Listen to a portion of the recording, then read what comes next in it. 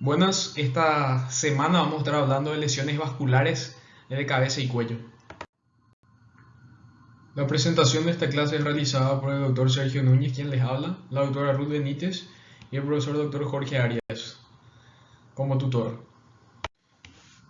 Las anomalías vasculares son un grupo de lesiones derivadas de los vasos sanguíneos y linfáticos que presentan una histología variable y características de imagen y patología únicas, así como un comportamiento biológico distintivo. Históricamente se han realizado varios intentos para llegar a una clasificación definitiva de estas condiciones. Inicialmente, en 1982, Maliken describió una clasificación histológica de las anomalías vasculares, basadas tanto en las características patológicas predominantes del endotelio como en su evolución natural. A pesar de muchos otros intentos y clasificaciones, la clasificación de Maliken modificada es la más aceptada hoy en día para las anomalías vasculares de cabeza y cuello, y proporciona una clasificación simple pero completa de las lesiones vasculares, subdividiéndolas en tumores vasculares y malformaciones vasculares. Los tumores vasculares son neoplasias verdaderas que exhiben proliferación de células patológicas endoteliales vasculares. Se subclasifican en hemangiomas infantil, hemangioma congénito y granuloma piógeno. Las malformaciones vasculares congénitas son vasos linfáticos y sanguíneos localizados de forma anormal. Por lo general ya están presentes al nacer, aunque pueden no ser aparentes. Las malformaciones se dividen de acuerdo al tipo de vaso afectado y las características del flujo sanguíneo, en aquellas que son de flujo lento, como las malformaciones capilares, linfáticas y venosas, y aquellas que son de flujo rápido, como las malformaciones arteriovenosas. La mayoría de las veces, la historia clínica y el examen físico distinguirán entre una malformación vascular congénita y un tumor vascular. La distinción es confirmada por estudios no invasivos y rara vez se necesita una biopsia del tejido. Primeramente, comenzaremos hablando de los hemangiomas.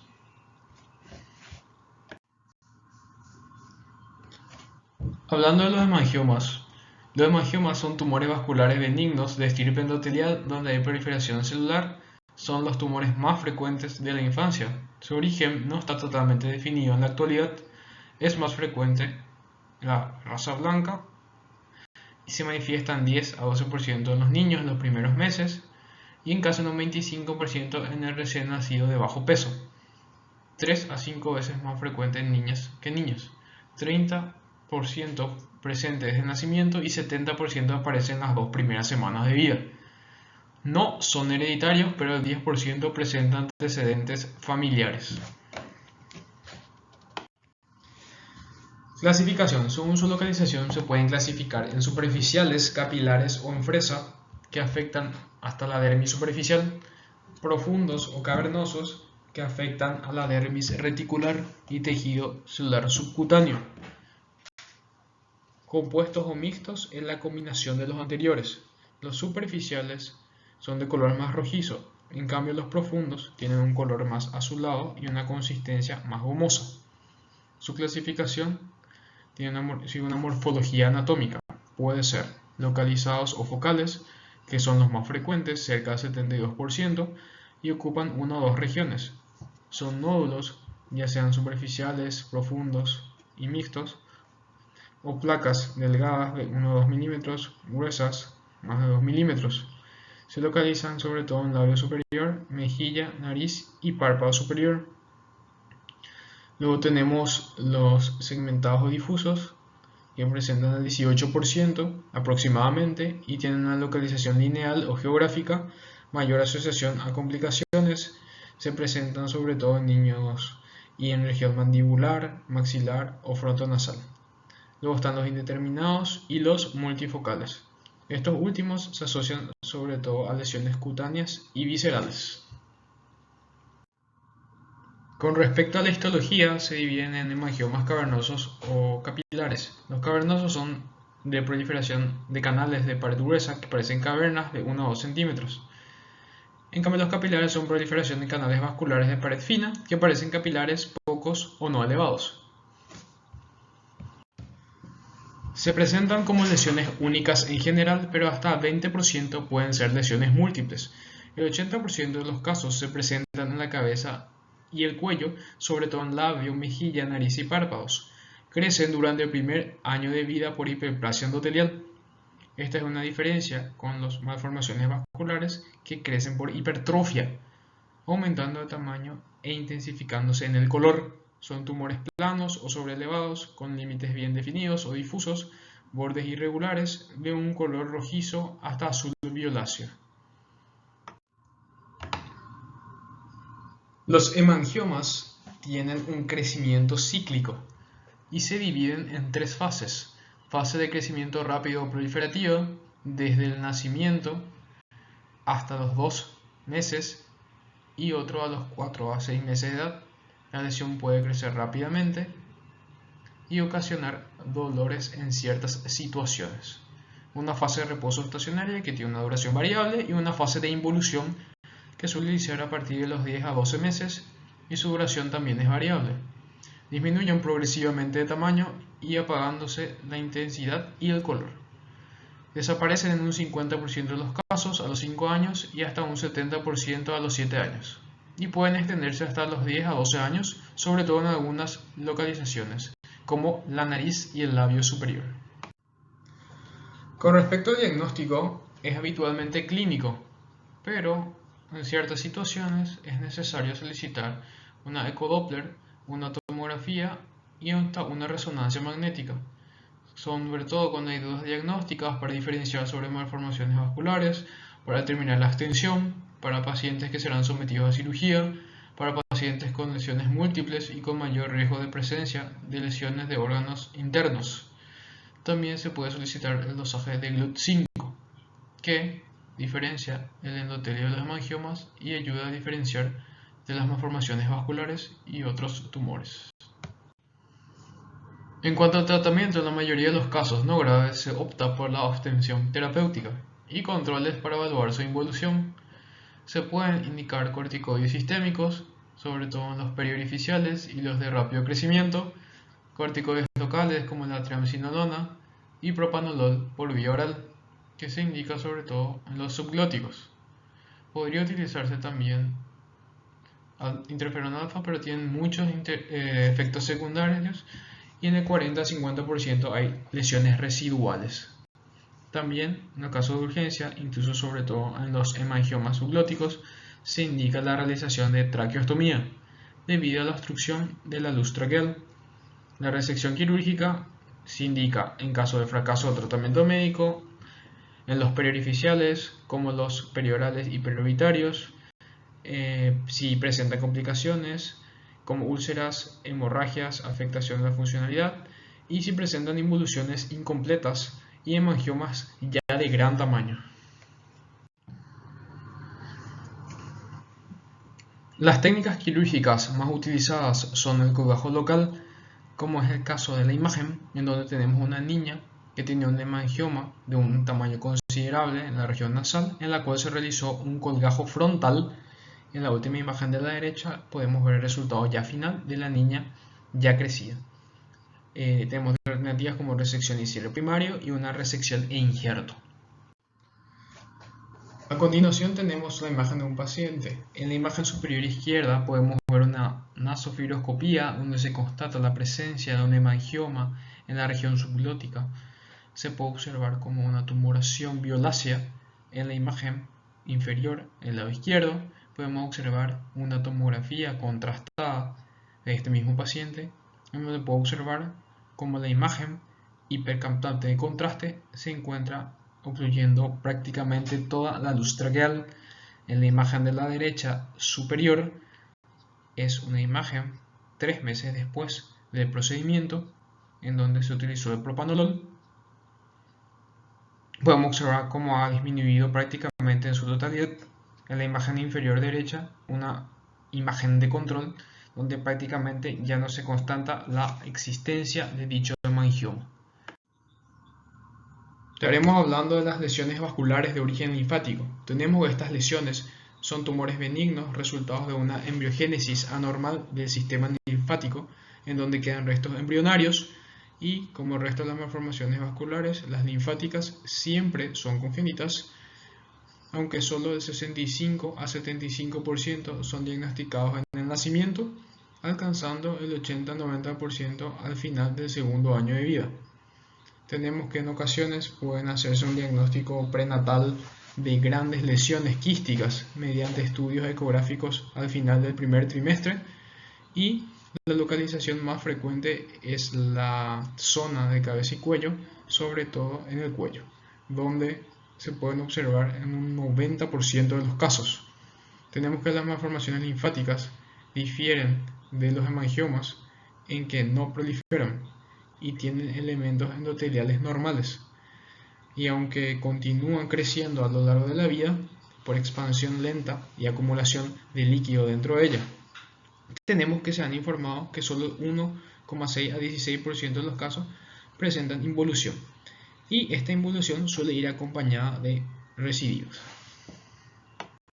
En cuanto a las malformaciones vasculares, son lesiones benignas no tumorales que están presentes siempre desde el nacimiento, pero que a veces no son visibles desde el nacimiento, sino que recién aparecen hasta semanas o meses después.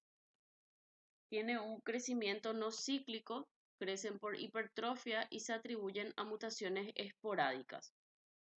Se cree que hay una incidencia familiar debido a que se ha encontrado un aumento en la actividad del receptor de tirosina sinasa TIE2, que participa en el desarrollo vascular temprano.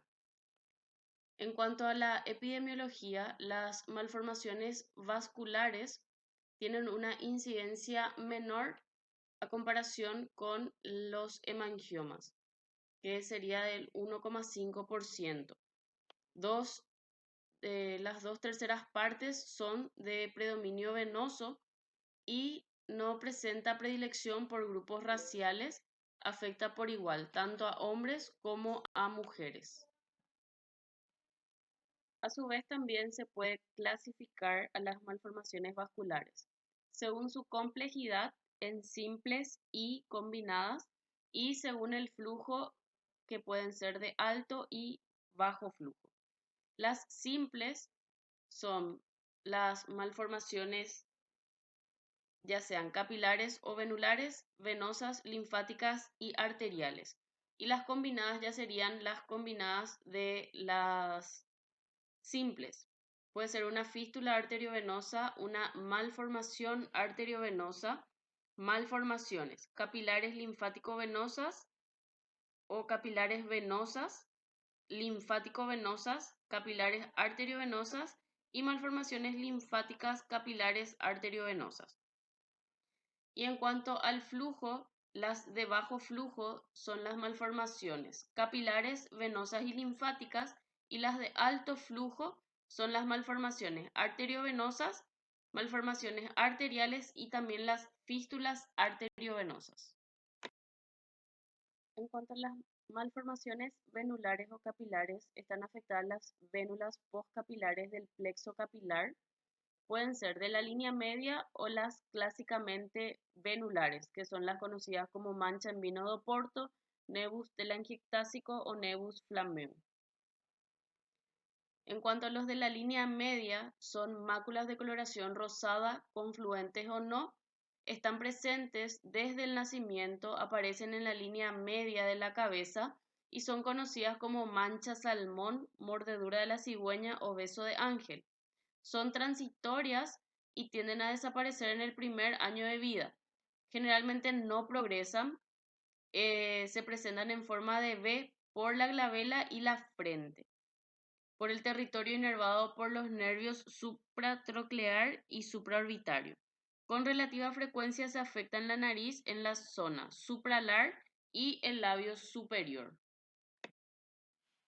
En cuanto a las malformaciones en mancha en vino de Oporto, son de coloración rosada rojiza, son congénitas y pueden no hacerse aparente hasta varios días después del nacimiento. Generalmente están en 0,4% de los recién nacidos sin distinción de sexos y en un 83% de los casos aparecen en la cabeza y en el cuello. El doble de afectación de la hemifacies derecha respecto a la izquierda. Afectan a uno o más dermatomas faciales determinados por las ramas del nervio trigémino. Generalmente el B2 es el más afectado, pero en un 90% de los casos la combinación es más frecuente, de B2 con B3 o con B1. Se van oscureciendo y abultando, es decir, dando lugar a una hipertrofia con la edad adquiriendo un tono más violáceo y un aspecto empedrado.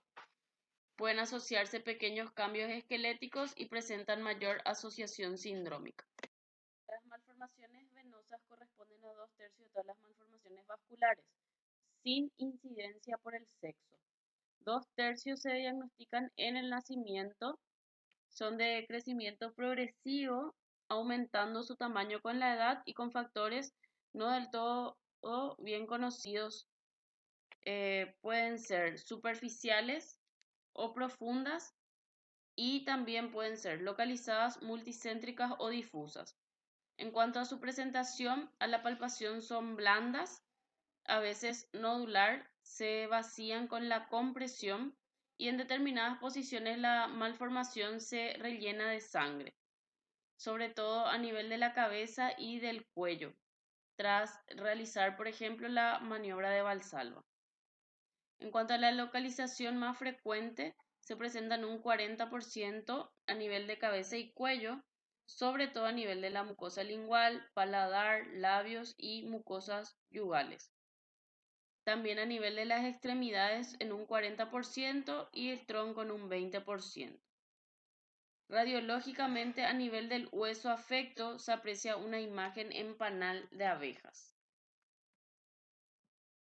En cuanto a las malformaciones arteriovenosas,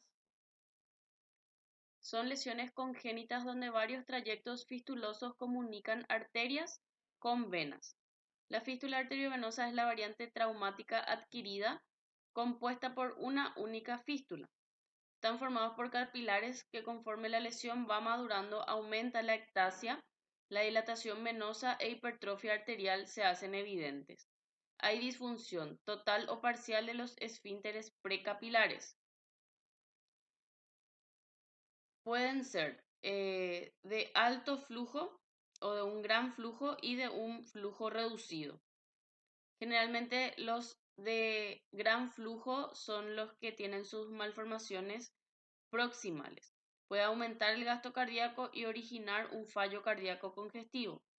En el caso de que sea distal o de flujo reducido, puede producir isquemia periférica o el síndrome del robo. En cuanto a las malformaciones arteriovenosas, presentan estadios clínicos según el momento evolutivo. Se divide en 4 estadios. El estadio 1 es quiescente, donde se caracteriza por una mancha rosada violácea y la presencia de una derivación arteriovenosa detectable por ecodoppler.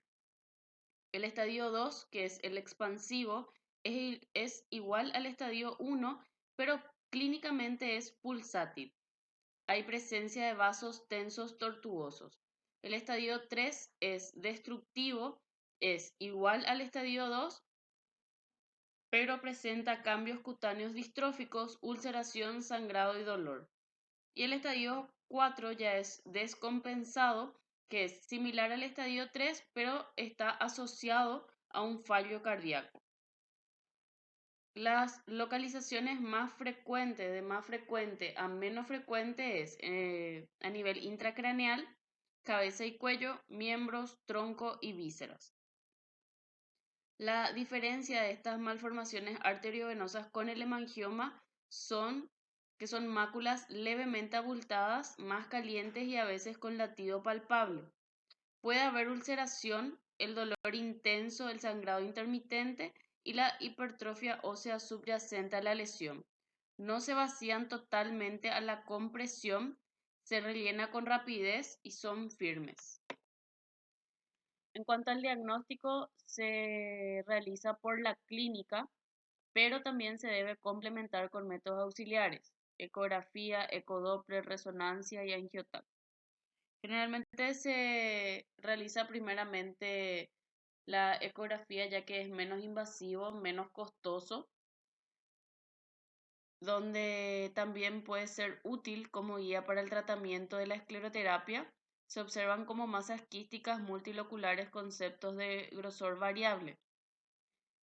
Se puede realizar también la resonancia magnética, que es de elección para evaluar la participación de estructuras vecinas, es decir, por si hay una extensión ya a a estas otras estructuras y para planificar la cirugía. En el caso de que se sospeche de una afectación ósea, entonces se debe solicitar también una tomografía, ya que es el método de elección. En cuanto al tratamiento para las malformaciones vasculares, se puede realizar resección quirúrgica, embolización, láser, escleroterapia o combinación de ellas. No existe un manejo absoluto de estas patologías. En cuanto a la resección quirúrgica, lo ideal es realizar una escisión quirúrgica completa y el éxito de la cirugía son muy variables, teniendo en cuenta un 6 a 74%. En muchas situaciones la resección es incompleta, lo que lleva a las recurrencias, a las recidivas y a la dificultad en la continuidad de los tratamientos. En cuanto a la escleroterapia, hay distintos tipos de materiales que se pueden utilizar para realizar la escleroterapia, como la doxiciclina, la bleomicina, el oleato de etanolamina, polidocanol, morruato de sodio, etilcelulosa. En cuanto al láser, se reserva exclusivamente para las malformaciones capilares. Y generalmente lo que se recomienda es hacer la combinación de la escleroterapia con la resección quirúrgica. En cuanto a las diferencias que existen entre los hemangiomas y las malformaciones vasculares, son las siguientes. En cuanto a los hemangiomas, son procesos tumorales benignos en los que existe una proliferación celular, derivan del endotelio vascular, crecen por hiperplasia, es decir, que presentan una rápida división celular. Es el tumor más frecuente en la infancia, sobre todo en mujeres, presenta una evolución trifásica con crecimiento rápido. No suelen ser evidentes al nacimiento y existe una lesión precursora. Su involución es espontánea, generalmente son de color rojo intenso que luego se oscurece, son depresibles sin latido y responde a las drogas antiangiogénicas. Mientras que las malformaciones vasculares son errores en la morfogénesis vascular, derivan de los capilares embrionarios, pueden ser venoso, linfático o arterial. Crecen por hipertrofia, estos no proliferan, es decir, ya que la expansión va a ser lenta. Hay una prevalencia mucho menor en comparación con el hemangioma y la incidencia es similar en ambos sexos. Están presentes ya al nacer sin una lesión precursora, tienen un crecimiento lento, progresivo a lo largo de la vida, sin involución espontánea. Las malformaciones venosas son de coloración azulada, son depresibles, frías, sin latido y aumenta de tamaño en declive y con la maniobra de Valsalva. Mientras que las arteriales son calientes, rojas y pulsátiles. Y estas malformaciones no responden a las drogas antiangiogénicas. En cuanto a las lesiones vasculares de origen linfático, estas lesiones son tumores benignos, resultado de una embriogénesis anormal del sistema linfático, donde quedan restos embrionarios. Y como el resto de las malformaciones vasculares, las linfáticas siempre son congénitas, aunque en un 65 a 75% son diagnosticadas al nacimiento alcanza también un 80 a 90% al final del segundo año de vida. En ocasiones puede hacerse un diagnóstico prenatal de grandes lesiones quísticas mediante el estudio ecográfico prenatal al final del primer trimestre, y la localización más frecuente generalmente es en la zona de la cabeza y el cuello, siendo más frecuente en un 90% a nivel del cuello. Las malformaciones linfáticas difieren de los hemangiomas en que estos no proliferan, tienen elementos endoteliales normales y, aunque continúan creciendo a lo largo de la vida por expansión lenta, por acumulación de líquido dentro de ellos, en algunos casos se produce en en un pequeño número, se produce una involución, pero esta involución generalmente va acompañada de una recidiva. Las malformaciones linfáticas se subclasifican en tres variantes. La de tipo 1, conocida como microquística o difusa, la de tipo 2 o macroquística localizada, y la de tipo 3, que ya es mixta, la combinación de las dos anteriores. La de tipo 1, también conocida como linfangioma, se encuentra por encima del miloioideo. Son quistes de un volumen individual de menos de 2 centímetros cúbicos, presentan bordes mal definidos y edema masivo. Generalmente se encuentran estas lesiones a nivel de la mucosa. Generalmente afectan al piso de la boca, la mucosa yugal y a la lengua. Y son generalmente más difíciles de erradicar quirúrgicamente.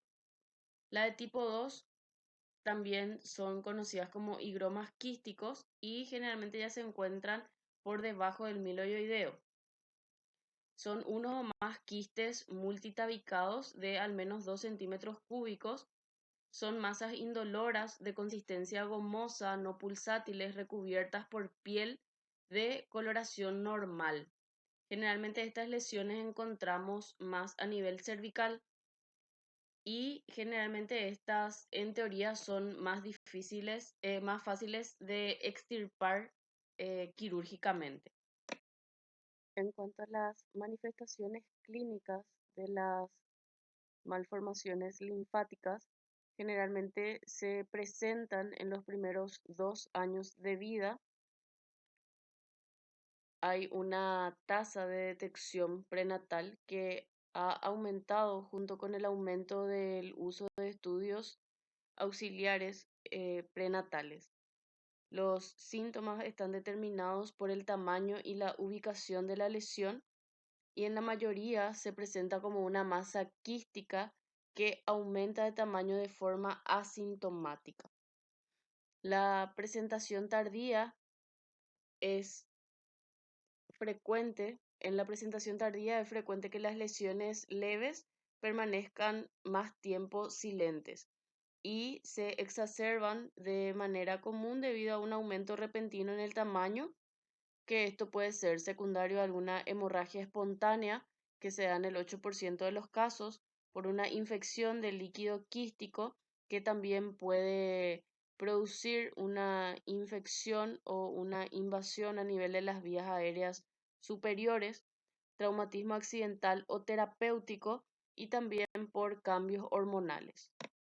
En cuanto a los métodos auxiliares, se podría realizar una ecografía donde se observan masas quísticas multiloculares, una resonancia magnética, que es la modalidad de elección para planificar de manera efectiva cualquier intervención quirúrgica, y también puede delimitar si es que haya una invasión o un comprometimiento de los órganos vecinos.